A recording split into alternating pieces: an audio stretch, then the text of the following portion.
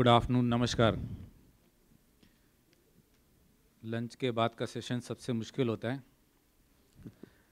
अगर खाना बहुत अच्छा बना है तो ऑडियंस सुनने की स्थिति में नहीं है, और अगर खाना खराब है तो स्पीकर बोलने की स्थिति में नहीं है, क्योंकि बहुत कठिन सवाल पूछे जाएंगे उससे। तो ये सेशन सबसे मुश्किल है और उसमें भी मुझे सबसे पहले बोलने के लिए कहा गया है। और चेयरमैन ऑफ द सेशन ने ये भी कहा कि वो मेरे मित्र हैं। भाई ये किस प्रकार की मित्रता है? खैर, अब उन्होंने चूंकि कह दिया है तो मैं कुछ कर नहीं सकता। देखिए, डिजिटल एविडेंस केवल साइबर क्राइम में ज़रूरी नहीं है। आज कोई भी क्राइम हो रहा है सो कॉल्ड ट्रेडिशनल क्राइम जिसे हम कह सकते हैं, या साइबर क्राइम, एविडेंस तो डिजिटली मिलेगा। फिजिकल एविडेंस अब कहाँ मिलेगा और कौन उसे लेता है?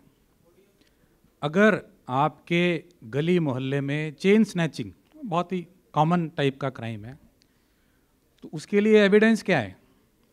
कि जो सीसीटीवी लगे हुए हैं, या अगर कोई वहाँ से निकल रहा है उसने किसी तरह का मोबाइल में वीडियो या फ़ोटो खींच लिया है। अगर बैंक में कोई क्राइम हो रहा है तो भी सीसीटीवी में ढूंढेंगे सबसे पहले। फिर क्रिमिनल्स की लोकेशन ढूंढने के लिए मोबाइल लोकेशन पे ढूंढेंगे।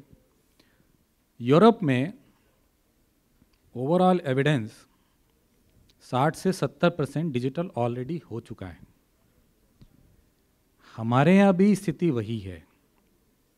The only problem is that our agencies as well as judiciary will take some more time to become used to, because this is something technical in nature, digital in nature, and they are not well equipped.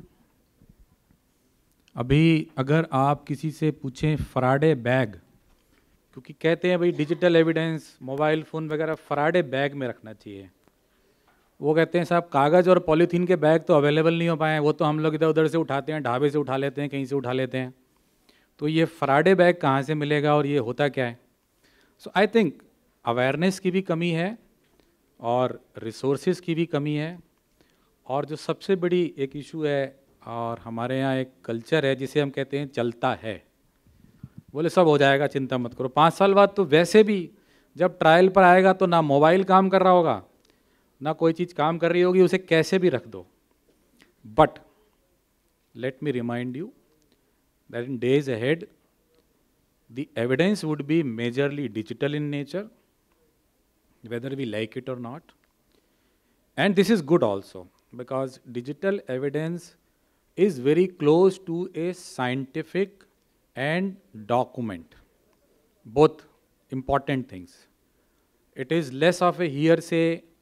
You just can't change a digital evidence as per the wishes of either party. So this is one of the best evidence, if available, for a sure conviction, and it is in the benefit of the accused as well as the victim.